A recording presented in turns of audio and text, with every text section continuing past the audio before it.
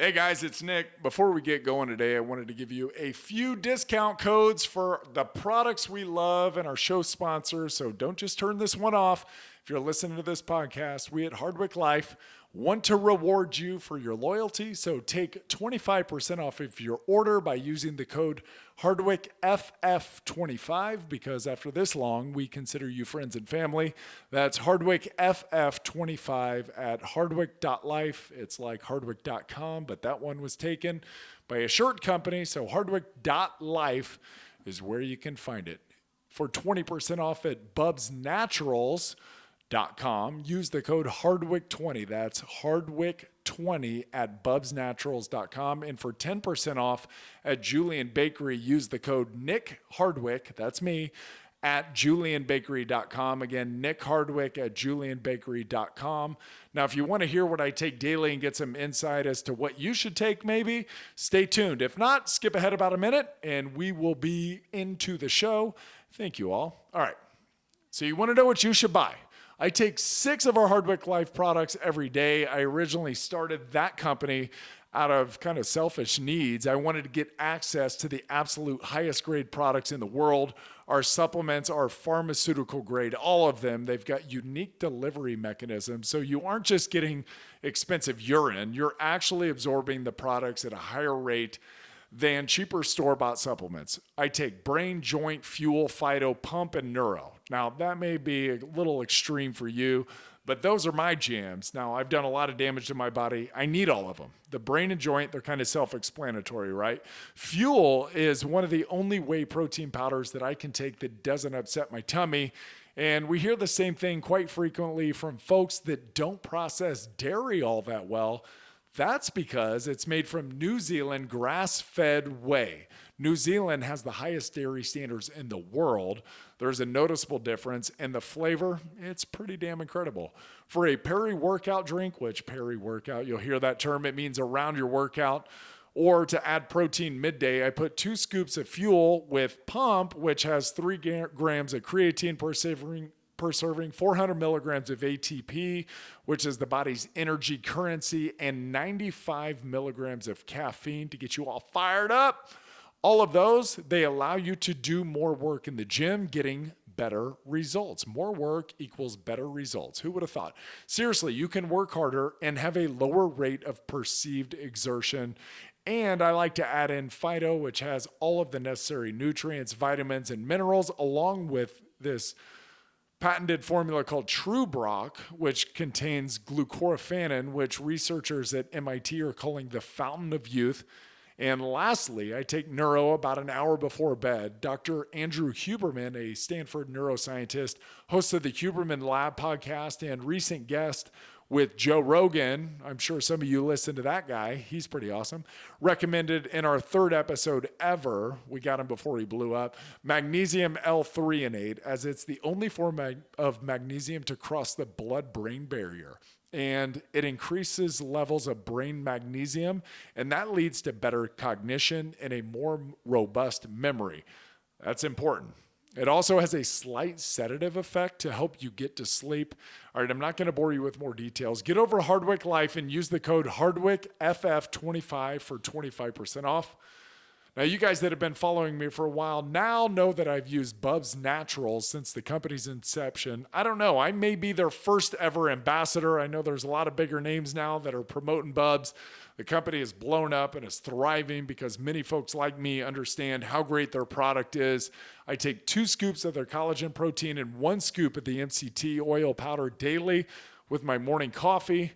Try it once, you're going to be hooked. It's unbelievably creamy. The collagen is also really a great way to sneak some protein into your kids' lives too. It's unflavored, so you can add it into pancakes, oatmeal, mac and cheese, or juice, and they're not going to notice a thing. Use the code Hardwick20 for 20% off. Lastly, before we get to the show, I want to tell you about my friends at Julian Bakery. This company, they've really got their act together. I believe most people could use more protein in their lives. It's got a very positive effect on satiety, brain signaling, and maintaining a healthy body weight. I recommend 1 gram of protein per pound of body weight. Please don't listen to Zac Efron's trainer, who on their show falsely ties too much protein to kidney failure and loss of bone density. And certainly don't go to the Game Changers propaganda documentary on Netflix for your science. Neither of these use actual science. There's a lot of kooks out there, folks. We're going to keep fighting the good fight. I love a variety of protein. Obviously, I've told you about our whey protein, Bubs Collagen Protein. And Julian Bakery's specialty, in my opinion, is their egg white protein powder. They come in ridiculous flavors like pumpkin pie, coconut, maple glazed donut. They blend easily. They're a great addition in the middle of the day. Use the code Nick Hardwick for 10% off. That's Nick Hardwick for 10% off. All right, that's enough. Let's get you back to the show. Love y'all. Well, hello, Jamie Hardwick. And Nicholas, hello to you. Hey. Hey. Good morning. Welcome to the Hardwick Life podcast. Hope everyone is doing fantastic. How about them Chargers? Yeah. How about them Chargers? What a game. Yeah, that was fun. Super. Good to see the boys playing well. Not sure who had the home game there. It was the Raiders or the Chargers, but it doesn't matter. The Chargers smoked them. It's actually kind of cool because both teams had to deal with crowd noise. Yeah. So super fun. It was always that way in San Diego, too. Especially when we played the Raiders. Yeah. Yeah, there was plenty of games where we had to deal with crowd noise at home, and not a big deal. Hey, it's a nice place to come visit, and a lot of people wanted to come party. Well, and Raider fans are everywhere in California. Just Raider fans are everywhere. Yeah, it's not just like a Northern California thing and now like a Vegas thing. They are everywhere. Freaking cockroaches. Cockroaches, I don't man. mind Raider fans. No, I I'm know kidding. I don't like the Raiders. I love Gruden. I don't love the Raiders. But I do like the fans. They actually have a lot of coaches that I'm very familiar with. Yeah. Gruden, Greg Olson, who was with Purdue, Rich Bisaccia, who was with us at the Chargers, Gus Bradley, who I got to know a little bit when he was with the Chargers up in Los Angeles. So they got a bunch of guys that we've worked with over the years that I love. So, and I like the Raiders. I like their fans. They know their role. They're super passionate. Yeah. Can't hate on that. Nope. Put that in front of your mouth. That's not in front of my mouth. That is. You're We're- not looking at the camera. we're- You're looking at me. So you scoot over there. But I'm not comfortable looking at you. Hold on. Jeez. We're doing this. We're figuring out this setup. Calm here, down, people. Napoleon. I'm not comfortable looking at you. We watched Napoleon I don't Dynamite. I don't want to cock my head this way. You know what I mean? Don't. Okay. Turn your chair. Look, Okay. see how my chair's turned at an angle? Back to the Raiders. And yours I is do facing not the like. line of scrimmage? I don't like Carr. He is not my favorite franchise, like face of a franchise. Part of it, I think he doesn't seem super comfortable with who he is. Maybe that's what it is. And it seems like he tries real hard to be something maybe that he's not. That's, I guess, what I gather from him. And I don't know if that's true, but it doesn't seem super authentic. And the broadcasters actually talked about it last night was Derek is kind of more carefree than he's been. He's trying on a new personality. And I just thought, that's goofy. I mean, how long has he been in the league and he's trying out a new personality right. Just this year? Be you, dog. Be you. Let somebody else do what they have to do. Whatever you got to do to perform well. But And then in stark contrast, Justin Herbert's such a stud. he's the man. God, I love him. He is so cool. Yeah. And he does, and that's part of Justin is he seems very comfortable in his own skin. Right. He's quirky. He's kind of geeky. But he owns it, and he's a hell of a player. He's and awesome. He's super smart. He processes really fast. He's wildly accurate. He's got all the things you would want. Yeah. So And everyone seems to like him. Coaches, teammates. everybody. He's highly likable. People like people who are comfortable with themselves, Yeah. regardless of where they fall on the spectrum, like cool spectrum. You could be a geek, you could be cool, but as long as you are yourself and authentic and genuine, I think that's really important. And then he's super coachable. And everybody likes somebody who's coachable. True. And then players like somebody who performs. So it doesn't matter what you're like. If you perform, when it's time to perform, you're our guy. Yeah. Yeah. And so I think that's Herbert, and he's really got them going. And I just like what they built, and it's super fun. It is fun. Yes. So go Chargers. Hey, and we're playoff football too, by the way. Oh, Second and fourth grade. I mean, speaking of great football. Yeah, well, we got Yeah. rained out last night. Give us your thoughts on this because I had to calm your ass down last night. We were at the field ready for Teddy's first round of playoffs yesterday, and there was a lightning storm, and so the game got canceled. But we were inside in the high school gymnasium for a while, riding the storm out,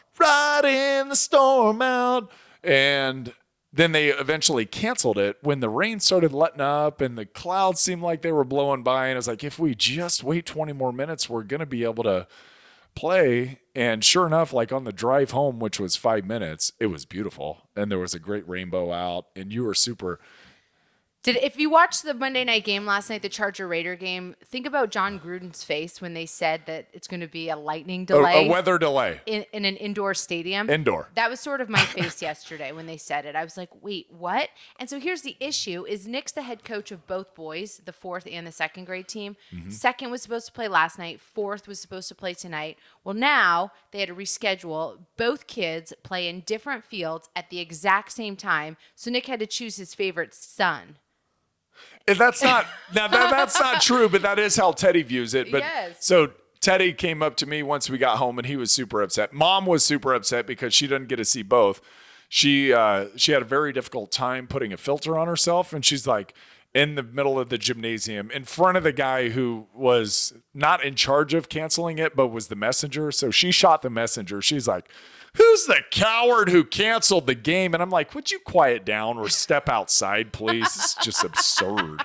Like, get out of here. These decisions are beyond the people in this room. It's about liability and lawsuits, and you can't have kids out on a field when there's lightning within like 12 miles.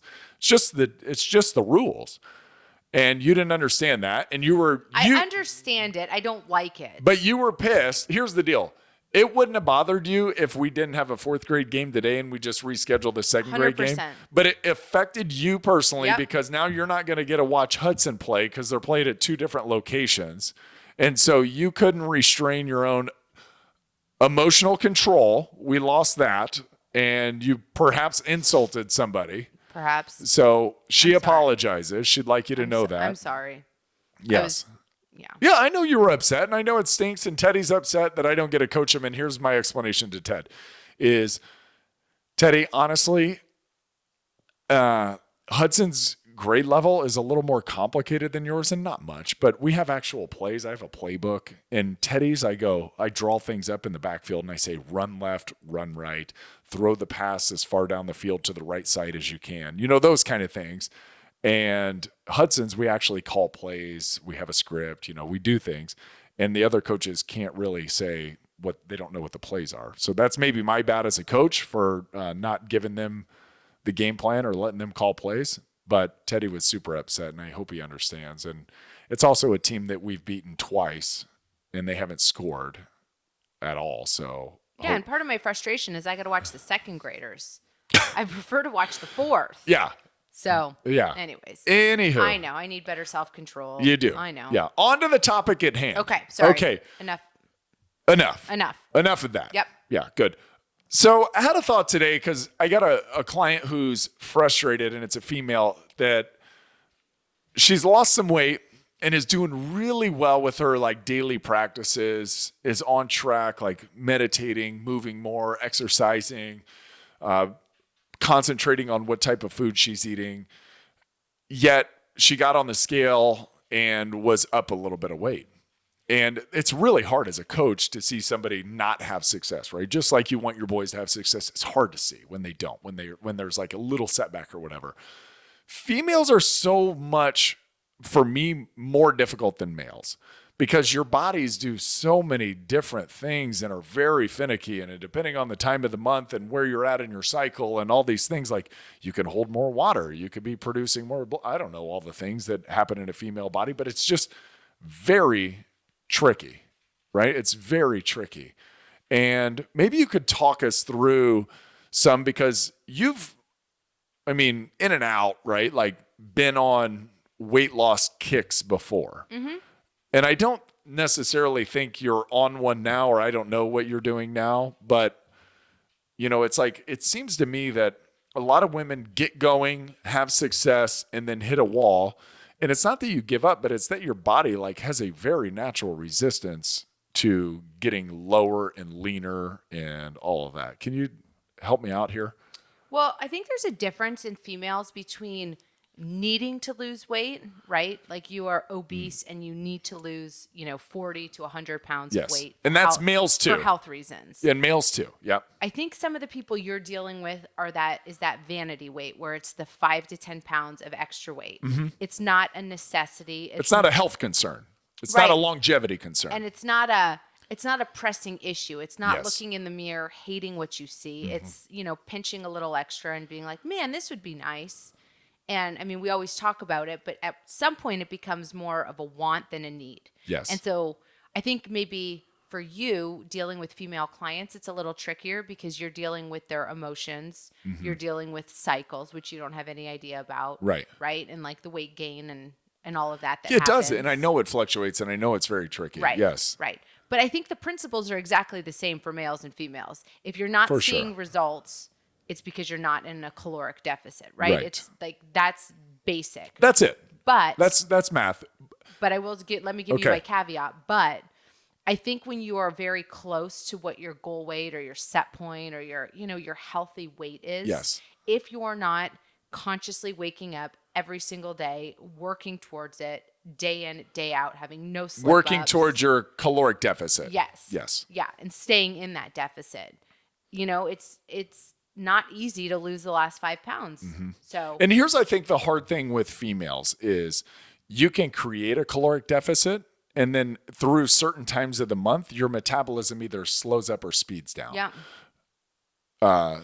Slows down or speeds up. I said that backwards. So it either slows down or speeds up. So certain times of the month, you're going to see pretty excellent progress and you're going to feel more motivated to work out. And your body's going to pull from certain energy systems.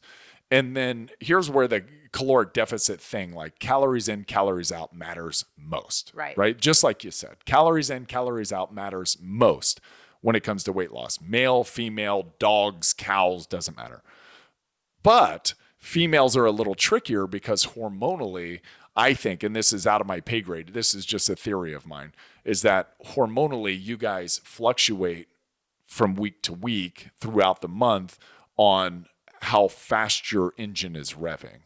And so how your body is processing those calories that you're giving it. So some weeks or some days, like certain weeks, some of those days, you could be processing 2,500 calories like no problem.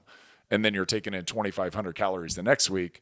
Well, all of a sudden your body's it's geared down because of the month and it's trying to hold on to calories because of the cycles and everything like that. And so now it's going 2,000 calories. So now you're if you're eating the standard 2,500 calories, now you're at a caloric surplus of 500 calories, say. That's just my theory.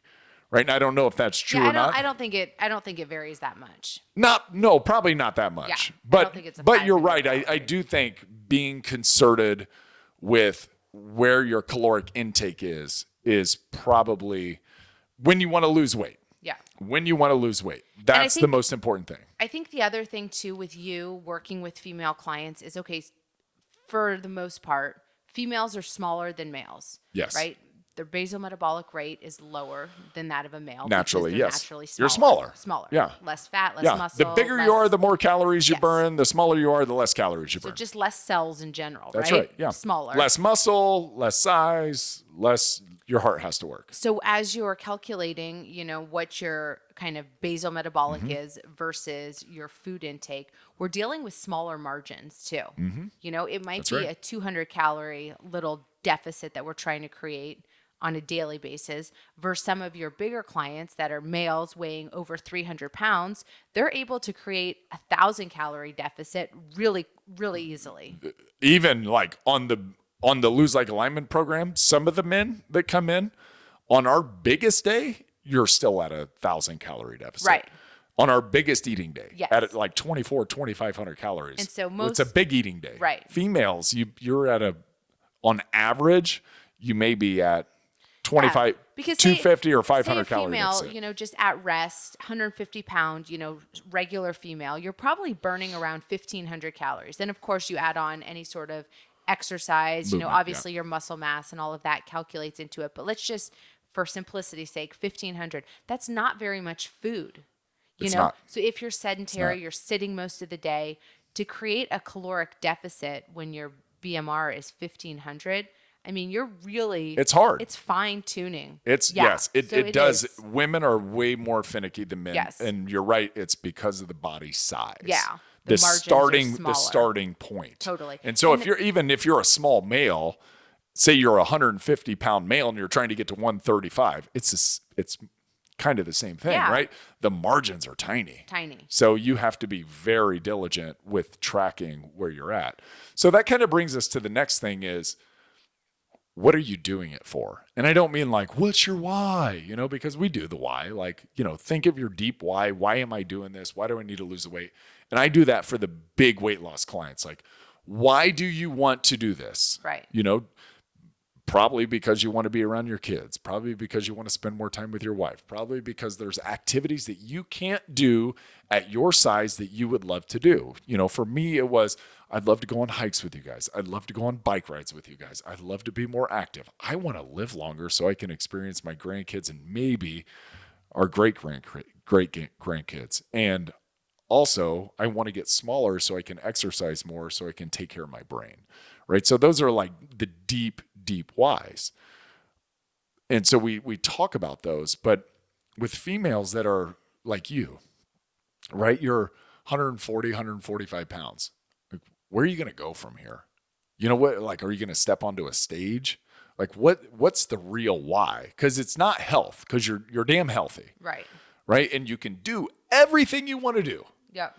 So sometimes you have to take a step back and go, I think is, why am I losing weight? So I can look like somebody on Instagram? Does my husband not find me attractive? Do I not find myself attractive? Do I not fit into clothes that I want to fit into? Like, what's the real reason underlying this? Because I look at you and I'm like, she's a beautiful woman. And I say that about a lot of women, not like in a sexual way at all, but like, that's a beautiful mom. Wow, she's graceful. She's carried herself so well. She's out playing tennis. She's golfing. She gets to, she's active. She gets to do everything she wants to do. That's a beautiful woman. But I think a lot of you guys are in your own heads and going, but I don't look like that girl on IG. Like, well, no shit. Yeah. No shit, you don't. Right. That's her job. That's her job. Right. So I think there's a difference between being like, your job is being a mom, and some women's job is being a mom and having a job, like two jobs. And the physique athlete, that is their job. That's their sole source of income. That's what they do 40 hours a week, is dial in their nutrition, dial in their exercise, post on Instagram or wherever they're posting, right? It's like, that's their job. So take a step back and go, maybe what can't I do that I'd want to do at my weight? If it's nothing, then you're fine. Like, is my health compromised now because I'm at this weight? No? Okay, cool. What else is there? It's like, is it just for looks? Is it just for vanity? Well, maybe it's time to reassess. And I think we get in this world because, like, social media, we just in this world, and I'm not blaming social media for anything or everything, but like, we compare ourselves to other people. You don't know what they've got going in their life or don't have going in their life, right? Like, I stay fit. I'm partially retired. It's way easier for me than it is for everybody else to stay this fit. It's way easier for you to stay this fit than it is for everybody else. And I think we've convoluted performance and health with aesthetics. And I think, like, we assume that all the athletes now are ripped. They're not. Like, they're performing well, but if they take off their shirt, look at Tom Brady when he takes off his shirt. It's very unimpressive. Look at a lot of athletes when they got great arms, but a lot of them, if they're not wide receivers or defensive backs or 7-foot tall basketball players, they're not put together all that well, but they're performing well and they can do everything that they want to do in life. Mm-hmm. And they're achieving a lot. Yeah. So I would say, like, taking it back to this female client that Yes. we're talking about, one thing is, having non-scale victories. Sometimes getting rid of that scale is just the greatest thing you can do, because you're True. right. There are daily, weekly, monthly fluctuations that happen in a female body. I think more so than in a male body. So if you can just focus on your daily habits, making good choices, moving your body more, getting great rest, drinking your water, like all of the tangibles that we can talk about, and you put the scale aside for a month or 2 months or 6 months or even a year, it's amazing how much that number controls your feelings about yourself on a daily basis. And it shouldn't. It shouldn't. It should. But we I give- love that. Non-scale victories. Yes, because we do. We give so much. What's the word? We put so much importance on Yeah, the on the stupid number on the scale, but it in no way tells you how you're performing or doing what you want to do. And for me, it's like, be grateful for who you are, for what you have, like the ability to move, the ability to be with your family, the ability to, and what you can do. Not what anybody else can do, right. what you can do relative to yourself. And it's amazing. I mean, you talk to women everywhere. So another analogy would be when couples are trying to conceive. For those first few months, it's like you're tracking everything meticulously. You're like really putting in effort and you're so stressed out. You're like, this is our time. Let's do it, and you're not getting pregnant. And the minute you put it aside and you're like, you know what? Let's stop thinking about it for a couple months. It's incredible how many couples become pregnant. Yes. And so I think the same can be said about weight loss. And this is not for people, like I said, that are obese that need to medically lose weight. This is for the vanity 5 to 20 pounds that you just want to lose. If you just put more emphasis into the daily habits and, like I said, the non-scale stuff, I think the scale will move. The more you get fixated on that number and the more you stress yourself and the more it consumes every part of your life, it becomes challenging. Yeah. And two, there's a thing in psychology called the ironic rebound, right? So if I'm withholding, no, I can't have that. No, I can't have that. A lot of times you're drawn even further to what you were trying to stay away from because you were trying to see that scale, see a better number. And to your point, if everything's in alignment, right? If my sleep's good, if I'm taking care of myself from a holistic standpoint, if I'm giving myself space, if I'm going outside, if I'm exercising, if I'm moving well, if I'm eating better food and making better choices and that kind of thing, naturally my body's going to take care of itself and be where it should be. So instead of maybe you directing your body and really trying to run through a wall to get to this weight, maybe your body's telling you something. Maybe your body's saying, this is a good place for me and I'm comfortable here. Yeah. So maybe you can back down a little bit and just perform and continue to focus on the practices that are making you feel whole as a human, like grateful to be alive and fulfilled and joyful. Yeah.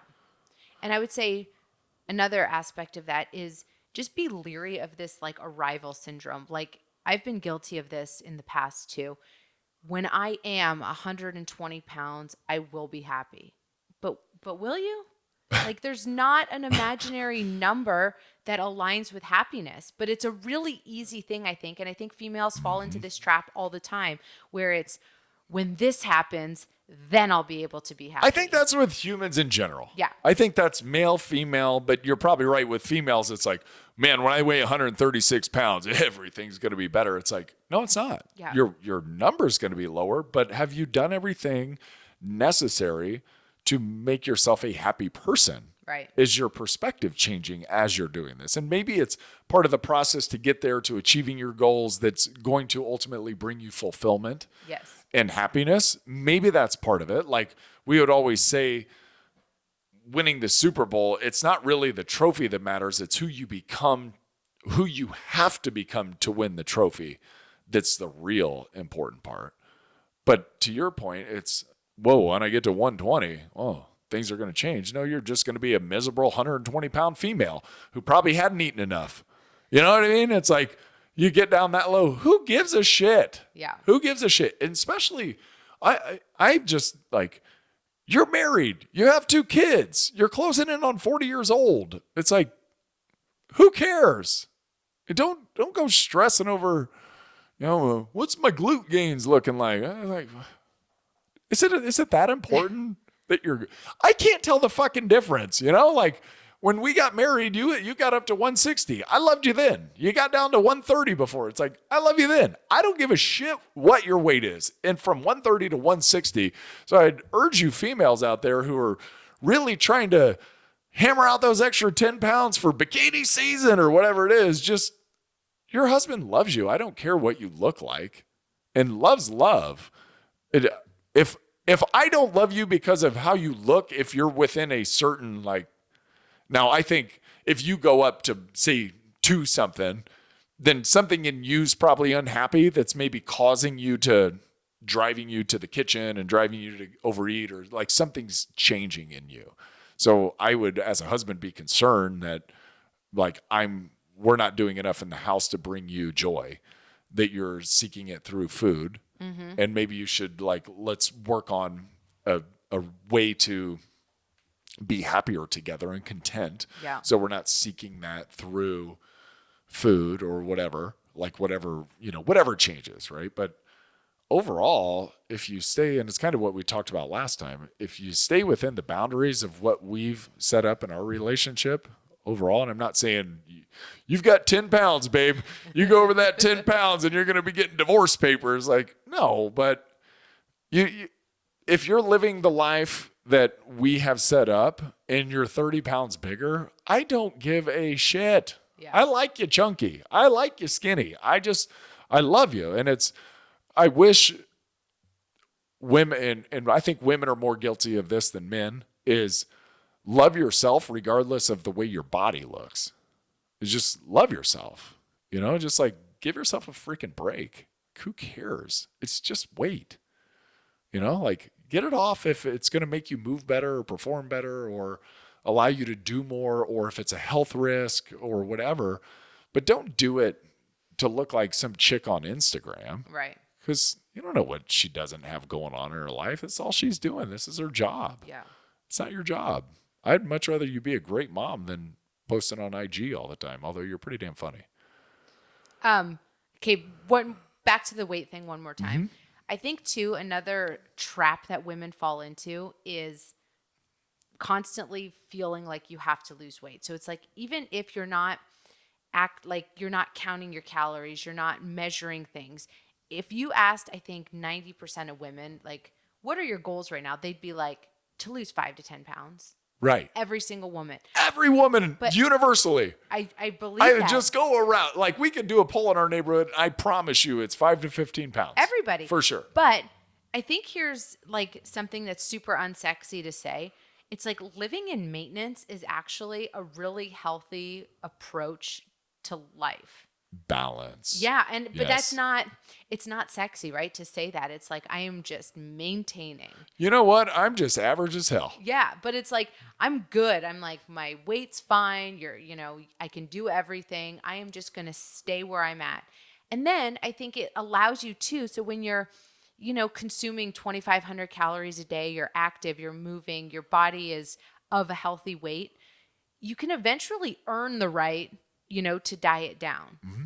But I think if you're constantly like, okay, this week I'm going to be so good and I'm going to go down to 1,200 calories. And then the next week, fuck, I'm starving. I am starving. And now I'm binging. And now I've got this unhealthy relationship with food. And it's this constant like, like a roller coaster. I think if everyone just took a step back, like I said, get off the scale, 6 months of behavioral changes, make good choices, get proper rest, do the things that we all know we should be doing. And then maybe after that 6 months, you're like, you know what? I'm actively going to try to lose weight. And maybe it's not going down to 1,200. Maybe at this point now it's like, I'm going to go down to 2,200 calories a day, right, which is still a good amount of food, but I'm creating that deficit, I do. Yeah. Yeah. Yeah. So I love remove the scale, find wins outside of the scale, outside of the data. Yeah. I think we're so, and you're kind of guilty of it. You love your Fitbit and you love tracking your active minutes and blah, blah, blah, blah, blah. It's like, I don't wear one of those damn things. I hate those things. I don't want to track my sleep. I'm not dependent on like the Whoop band. I was wearing the Whoop band for a little bit and then I just fucking wanted to smash that thing with a damn hammer because it was like, you've been in the red zone for 4 days. And I'm like, well, fuck you. You know what? And I feel fine. Like, how is this little band, by the way, which are incredibly inaccurate. They're incredibly inaccurate. they're way off. Like they've got a 30% accuracy rate, these things, on like how much sleep you have, what's your heart rate, how many steps have you taken. They're incredibly inaccurate. HRV, whatever. It's like the inaccuracy of them is wild. And here we are, like building our lives around the Whoop band or some ring, right? It's like, how the hell can a ring tell me how I'm sleeping? Go get a sleep study done. They hook you up to an EKG. They hook you up to a brainwave monitor. They measure your eyeball movement. They give you a pulse oximeter. All those things to measure how you're sleeping and where you're at. Yet somehow in some magical wristband that costs $129.99, they're going to tell you how you slept. Get the fuck out of here. Like, that's not real. It's not real science. No, but okay, before you insult everybody listening to this that uses a fitness tracker, I'm just saying. It's a nice little marker for yourself to be like, crap, I've only done 4,000 steps today. Okay. I need to get my body moving. I got you. It's not, man, I only slept 6 hours and 27 minutes last night. Today, awful performance. But, it's like, but people get caught up like do. that, right? Like people are neurotic about what the data tells them and where they should go from there. yeah, And anyway, that's probably a podcast for another time. totally. So we're focusing on. But yeah, the non-scale Sorry victories about is what you the were. the non-scale victories is where it's at. I Yeah. love that. And I love putting it down for 6 months, taking care of the small things. What was the other one that you had? You had 3 gyms today. Oh, thanks. You're on fire. I'm going to have to go back and listen The to living this at one. maintenance, I like just, Yep. yeah, Living- putting the scale down, focus on your daily habits. And then also, and don't falling into the arrival syndrome. When I'm this weight, happiness will follow. Right. And I do think that really ties into the last one is like, put the data down for a little bit and align your habits. Yeah. Because that's really going to bring you the happiness. And like living in the moment and being present and not being married to some number that you've arbitrarily come up with in your head because you probably didn't go like get your body fat measured with a DEXA scan and see what your bone density is and how much fluid you're carrying and all these things. You didn't go do that before. So now you're like, you know what? I want to get to 120. It's like, Well, I think a lot Tell of me women why. too, like the first weight you can remember, whether it was in high school or college, that's the weight in your head that you're like, that's the weight, you know? That and makes that's sense. before having kids and lives and marriage. holy and shit, all does the things change like crazy. Crazy. Every year you get older, you know, and I realized this first when we were in the NFL and we were doing the body caliper pinchers. And every year my numbers would about say the same thing, but my body fat was going up. I was like, well, what's that all about? I was like, I have the same numbers as him. Why am I fatter than him? And they're like, because they measure internally, they say you're carrying more fat as you age, right? So things change. You are carrying more weight naturally as you age. I used to love this about like when I was playing is like, you get denser. Your muscle fills out. You're not like, I think as you're young, you get bigger and you're hollow. And then as you get older, it kind of fills in a little bit. And that's hard to get rid of. And you just have a natural set point. You've had 2 kids, you have 4 kids, you've got, whatever. It's like, man, it's way hard. Your metabolism slows down the older you get. Like everything slows down. You don't move as much as you used to when you were young. Like look at Teddy, the way he flops around on the couch when we're watching a show. He must burn 1,000 calories. If I did that, I would burn 1,000 calories an hour. Yeah. Just the way that kid flops around and fidgets and jumps and sprints around the couch at 7 p.m. And it's like, holy Christ, no wonder you can stay lean when you're a kid. And then you get older and your joints hurt and you don't feel as good. You go play a match of tennis and you got to sit in an ice bath for 42 minutes to like feel like anything close to recovered, right? So you think about that and it's like, well, no wonder I'm carrying more weight. It's just natural. Like you can't move as much as you used to. Otherwise, you're going to break yourself down even faster and it hurts a little bit. And it's like, yeah, you want to move, you want to stay active, you want to do it. But at some point, you have to just accept who you are and where you're at. And I just say, take a 10,000-foot view of yourself and go, okay, is this 5 pounds? Is this 10 pounds? Is this going to bother me when I'm 65? Is it going to bother me when I'm 75? Is it going to bother me when I'm 85? Probably not. Probably not. Right. You're probably not going to be comparing yourself to other 85-year-old women on Instagram Who knows? Maybe we will. Like, damn, she's fine. Yeah. You girls are It hilarious. could happen. Well, thank you. Good job. Cool. Yeah, Well, I hope you guys got something out of that. I do too. All I right. did. Good. I did. I think men can apply the same thing. Yeah, for sure. Yeah, Yeah, it's universal principles for sure. it really is. Yeah. All right. Love you, Cool. babe. Love you too. Thanks, guys. Bye.